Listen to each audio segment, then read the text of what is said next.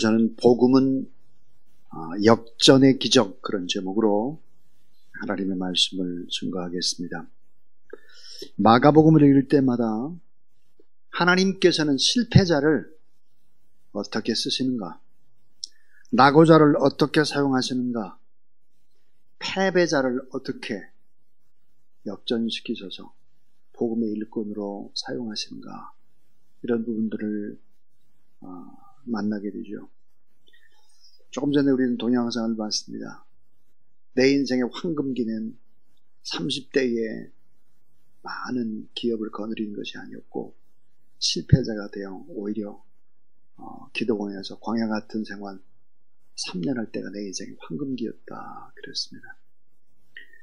예수 그리스도를 나의 주 나의 하나님으로 영접한 이후에 만난 모든 실패와 좌절이나 아픔은 결국은 축복이 된다는 사실을 믿으시기를 바랍니다. 신앙생활을 하면서 맞닥뜨리는 온갖 고통스러운 경험 그 자체는 인생을 돌아보는 축복 중에 축복이다, 이렇게 간증할 수밖에 없습니다. 빌 게이츠가 마이크로소프트사의 CEO로 일을 할 때 일입니다. 그는 직원을 뽑을 때 매우 중요한 조건이라면서 파격적인 원칙 하나를 발표합니다. 이력서에 실패한 경험을 쓰는 사람은 우대한다. 그러면 참 이상하지 않습니까? 실패한 경험을 이력서에 쓴 사람, 이 사람을 우대하겠다. 조건을 하나 붙였습니다. 실패가 주는 경험보다 더 가치 있는 경험은 없다. 그러나 단 한 가지 조건, 실패를 통해서 무엇을 배웠느냐, 무엇을 배웠는지 함께 기록하는 조건. 실패자, 이력서에 많은 실패를 쓴 사람, 이 사람한테 우선권을 주겠다 그랬습니다. 오늘 성경 본문에 나오는 마가복음의 마가, 실패자입니다. 이 마가의 히브리적인 이름이 바로 요한인데요, 정확히 말하면 마가라는 성을 가진 요한입니다. 자, 어머님은 마리아로 예루살렘에 큰 집을 가지고 있었던 그런 부자였죠. 이 마가 요한은 신앙이 좋은 어머님의 영향을 받아가지고 부유하게 생활을 합니다. 자, 어머니 마리아의 집, 즉 마가 요한의 집은 어떤 장소였을까?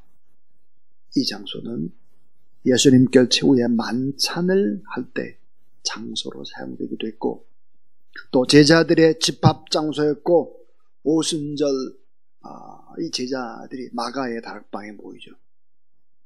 기도하면서 성령의 역사를 경험했던 것이죠. 결국은 교회의 모임으로 그 가정은 사용되었다라고 하는 것입니다. 베드로전서 5장 13절에서 이 베드로는 마가 요한을 내 아들이다 이렇게 불렀습니다. 그러니까 베드로와 아주 가까이 지내고 베드로 때문에 실패했던 이 마가가 다시 일어나게 되는 것이죠. 자, 훗날 이 베드로의 통역관으로 베드로의 설교를 이제 로마에 가서 다 통역을 하게 됩니다. 그러니까 베드로가 증거한 이 설교를 마가는 다 외우고 있었던 것입니다.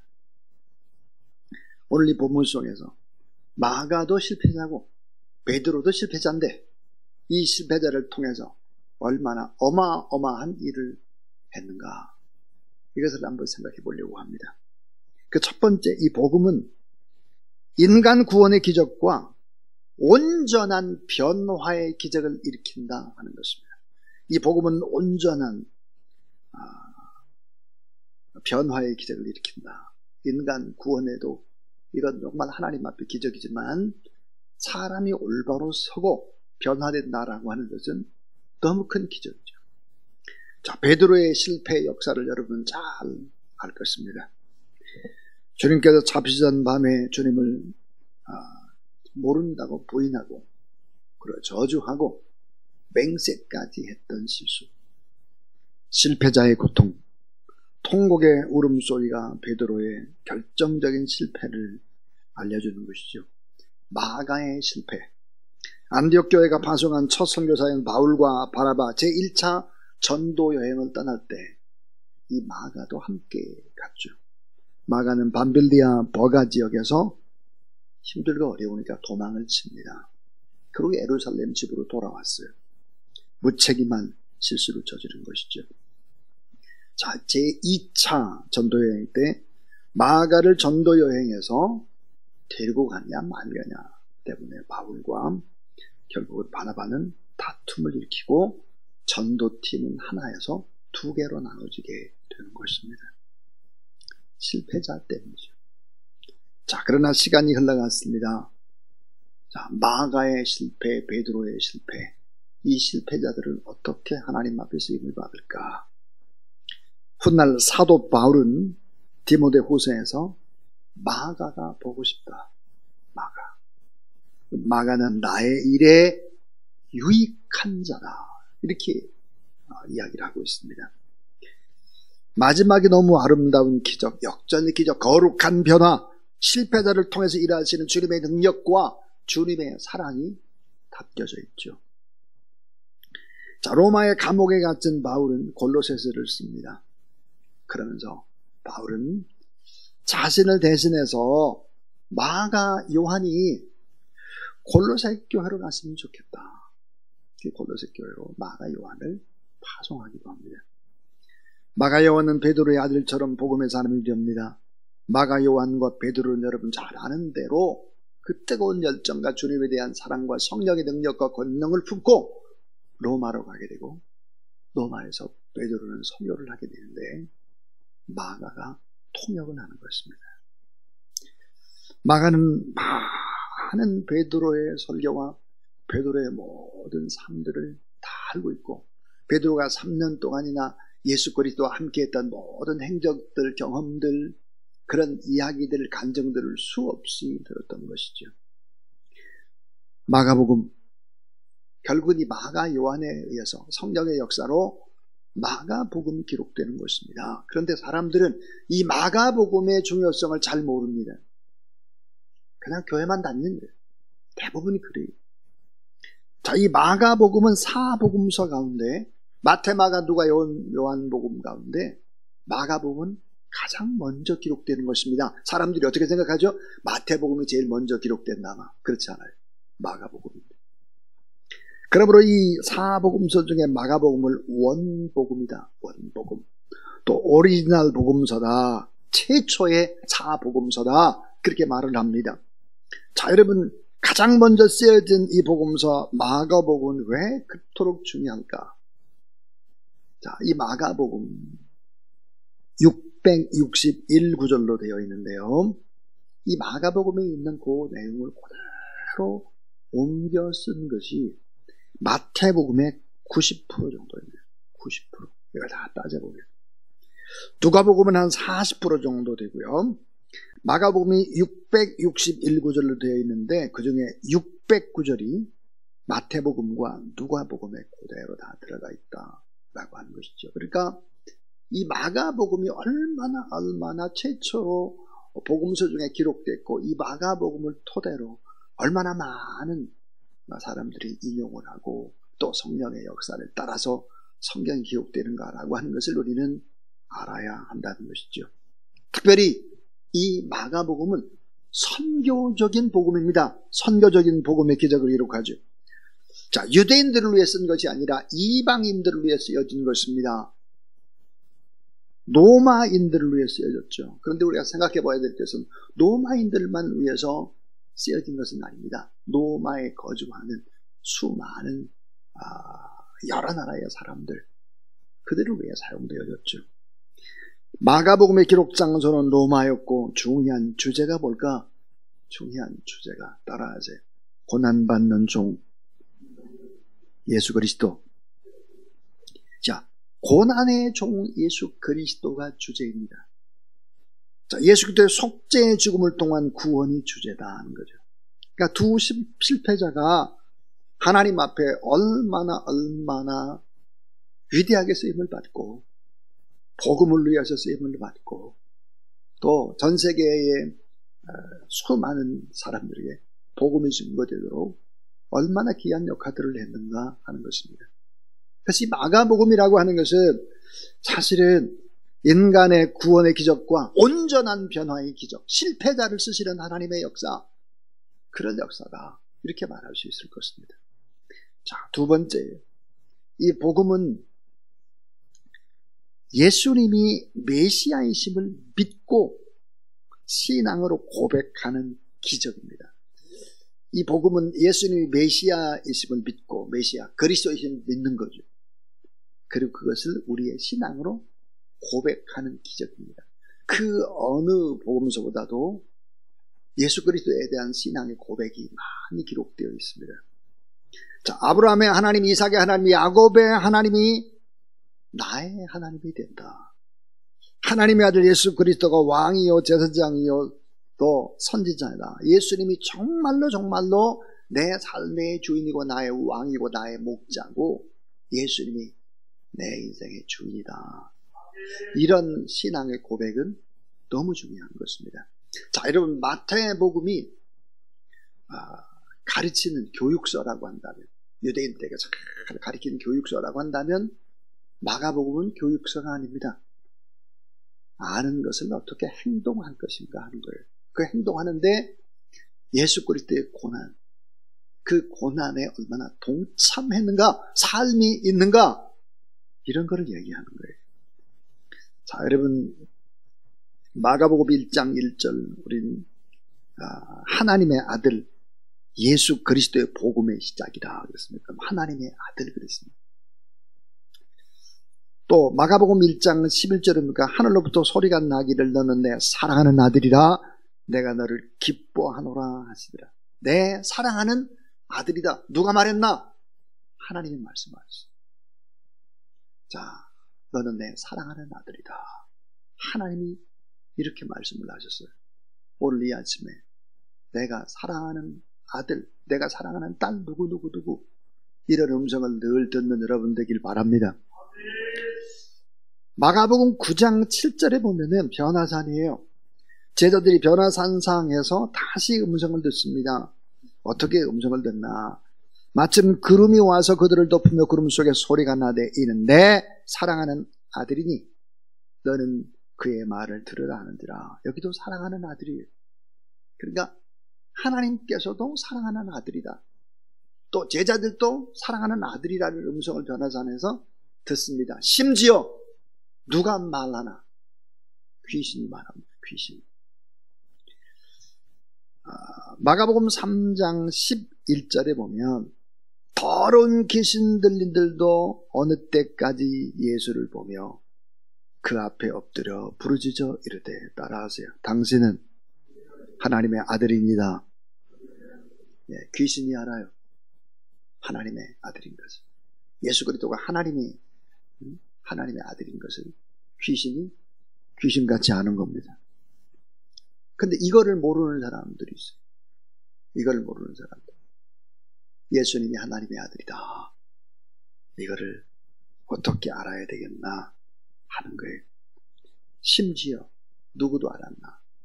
십자가상에서 예수 그리스도를 처형했던 로마의 장교, 그도 알았습니다. 마가복음 15장 39절. 이 장면은 예수님이 십자가에서 지금 달리고 운명하셨을 때의 고백입니다. 예수를 향하여 섰던 백부장이 그렇게 숨지심을 보고 이르되 이 사람은 진실로 따라와서 하나님의 아들이었도다. 자, 마가복음 1장 1절의 시작이 하나님의 아들 예수 그리스도의 복음이라고 그랬어요. 예수님이 직접 이런 내 사랑하는 아들이라고 그랬어요. 제자들도 그 음성을 들었어요. 그뿐만 아니라 귀신도 알고 귀신도 증거를 해요. 심지어는 안 믿고 예수님을 십자가에 못 박혀 죽였던 십자가 밑에 있던 로마의 장교도 이는 참 하나님의 아들이라고 고백을 했어요. 중요한 거, 지금까지 이야기한 게 중요한 것이 아니에요. 오늘 나는 예수 그리스도를 누구라고 고백하는가, 이 자체가 중요한 거예요. 여러분, 입으로 지금 이 시간 나는 예수 그리스도를 누구라고 고백하나? 예수님은 나의 그리스도요, 예수님은 나의 주인이요, 나의 왕이요, 나의 사랑이요, 나의 스승이요, 나의 전부요, 나의 목자요, 나의 치료자요, 인도자요, 승리자요, 구세주요, 나와 늘 함께 하시는 나의 동반자요. 이런 고백을 할 수 있게 되길 주의 이름으로 축원합니다. 자, 예수님은 나의 누구? 한번 물어볼게요. 예수님은 나의 누군가 물어볼게요. 김원진 전사님, 예수님은 나의 누구예요? 예수님, 난 그렇게 말할 줄 알았어요. 예수님은 나의 신랑입니다. 그럴 줄 알았어요. 그래야 곧 결혼을 할 텐데 말이에요. 이제 아멘이래요. 이렇게 다 물어볼까요, 한번? 오늘 이 고백 받기를 참 하나님이 기뻐하실 것 같아요.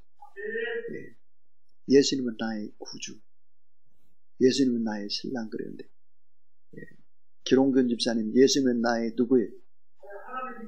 나의 하나님. 그게 왜 다른 사람이 아멘을 좀 해주면 좋을 텐데. 혼자 아멘 하니까 멀쭉하잖아요, 여러분. 자, 여러분, 예수님이 기롱균 집사님의 하나님이시고, 또 구주고, 여러분 다 예수님들 그렇게 고백하는 그런 여러분들에게 주의 이름으로 축원합니다. 저는 예수 그리스도가 나의 전부다, 그렇게 생각합니다. 나의 전부. 예수님이 없으면 내 인생이 있겠나? 나의 전부다. 자, 이 복음은 예수님이 메시아이심을 믿고 신앙으로 고백하는 기적을 일으킨다. 이 마가복음에는 이런 고백들이 참 많습니다. 이런 고백을 해야 한다. 자, 이제 가장 중요한 세 번째입니다. 세 번째는 복음은 속죄의 제물로 대리자로 죽음당하신 기적입니다. 자, 이 복음이라는 것이 뭘까? 복음은 예수 그리스도잖아요, 여러분. 예수 그리스도가 속죄의 제물로 대리자로 우리 대신에 죽음을 당하는 기적이에요.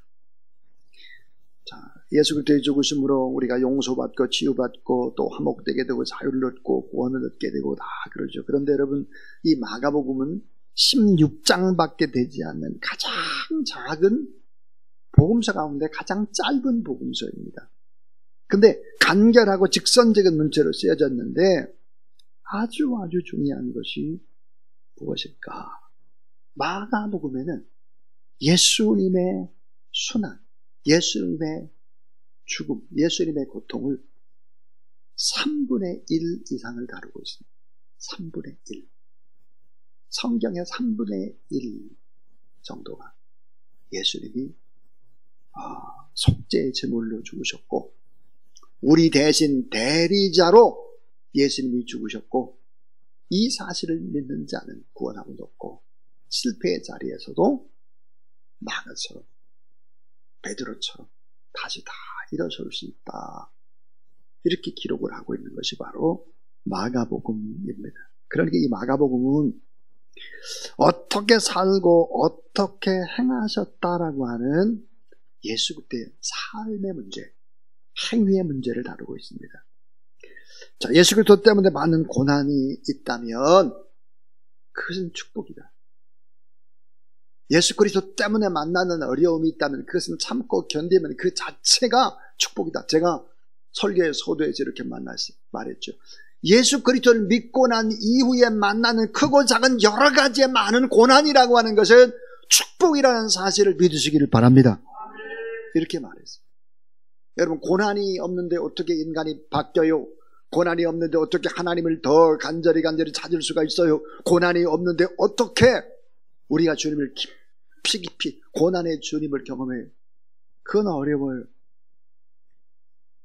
우리 꼭 알아야 될 것이, 왜 하나님의 아들이시면서 대망의 메시아가 십자가에서 그토록 무력하게 죽으셔야 했는가? 그 이유는 뭘까? 마가복음은 바로 대리자적인 죽음이다. 대리자적인 죽음. 마가복음에서 가장 중요한 핵심적인 성경의 구절이 있다면 저는 마가복음 10장 45절을 꼽습니다. 마가복음 10장 45절. 인자가 온 것은 섬김을 받으려 함이 아니라 도리어 섬기려 하고 자기 목숨을 많은 사람의 대속물로 추리함이라. 여러분의 죄와 여러분의 모든 허물들을 위해서 예수님이 대신 십자가에 못 박혀 죽으셨다는 사실을 믿으시기를 바랍니다. 여러분 안에 지금 예수님이 살아계심을 믿으시기를 바랍니다. 그렇다면 예수님이 우리의 삶과 죽음의 모든 문제를 해결하신 분이 그 예수 그리스도라면 예수 그리스도를 위해서 잠시 받는 고난도 이게 축복이고 승리자가 되는 길이라고 하는 이 확신을 가지고 믿음으로 나가는 여러분 되길 바랍니다. 자, 대리자적인 죽음 또 하나는 속죄적인 죽음이요. 속죄적인 죽음 또 하나 화목의 제물로 죽으시는 거예요. 화목의 제물. 화목하기 위해서 모든 깨어진 관계를 회복하기 위해서 그 누군가는 희생을 당해야 되는 것이죠. 율법의 저주에서 속량되는 죽음, 구원의 의, 하나님의 의를 우리 가운데 전가시키기 위해서 죽으시고, 그래서 우리를 영광으로 승귀시키기 위해, 영광으로 하나님의 나라에 승귀시키기 위해서 예수 그리스도가 십자가에 못 박혀 죽으셨다 하는 거예요. 예수님이 나 대신에, 따라하세요. 예수님이 나 대신에 징벌을 받음으로 내가 용서를 받고, 예수님이 나 대신에 채찍을 맞음으로 내가 나음을 받고, 자, 예수님이 나 대신에 죄를 지심으로 내가 의롭게 되고, 예수님이 나 대신에 죽으심으로 내가 새 생명을 얻게 되고, 예수님이 나 대신에 가난해짐으로 내가 부유하게 되고, 예수님이 수치를 당함으로 말미암아 내가 영광에 이르게 되고, 예수님이 거절당하심으로 말미암아 하나님의 자녀로 영접되고, 예수님이 저주를 받음으로 내가 축복을 받게 됐다. 이 십자가의 죽으심으로 죄와 사망과 형벌이 사라지고 용서와 평안을 안고 우리가 살아갈 수 있다. 이 진리를 믿고 살다 보면 때로는 마가처럼 베드로처럼 말도 안 되는 실수를 있지만 이것도 결국은 역전이 되고 잘되고 그런 하나님의 도구가 될 수 있다. 이런 믿음을 가지고 오늘도 승리하는 그런 여러분 되기를 주의 이름으로 축원합니다. 오늘 한번 마가복음을 한번 읽어보시기를 바랍니다. 그리고 다시 한번 설교를 들으시면 마가복음에 나타난 복음이 뭘까? 이 부분을 정리할 수 있을 것입니다. 자, 96장을 찬송할 텐데요. 이 96장 찬송은 저는 복음의 요약이라고 생각을 합니다. 96장이. 그래서 저는 설교가 잘 안 되거나 또 기도가 잘 안 되거나 또 제 마음이 무겁거나 이럴 때 96장 찬송을 부르곤 합니다. 그럼 예수 그리스도가 내 안에 큰 위로와 힘과 능력을 주게 되죠. 우리 96장 찬양합니다.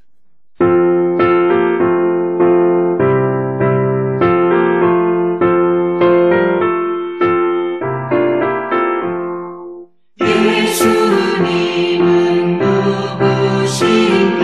우는 자의 위로와 없는 자의 본성이며 선한 자의 높음과 자비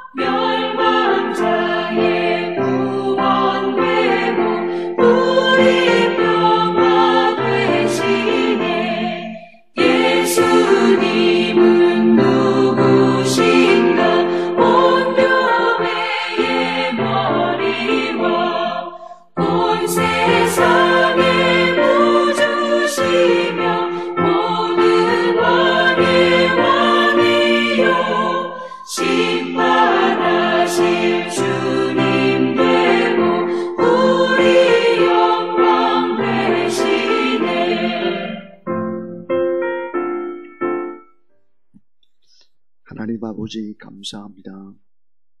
십자가상에서 우리 주님의 죽으심으로 우리가 영생을 얻고, 저주는 축복으로, 가난은 부요함으로, 위기는 기회로, 갈등은 화목으로, 상처는 치유로, 죄책감은 자유함으로, 염려는 평강으로, 열등감은 자존감으로, 우울증은 유쾌함으로, 두려움은 기쁨으로, 연약함은 강건함으로, 이렇게 교환되는 십자가, 모든 실패자들이 다시 회복되는, 그 하나님 앞에 놀랍게 사용되는 이런 기적이 우리의 모든 성도들 가운데 있게 하여 주시옵소서.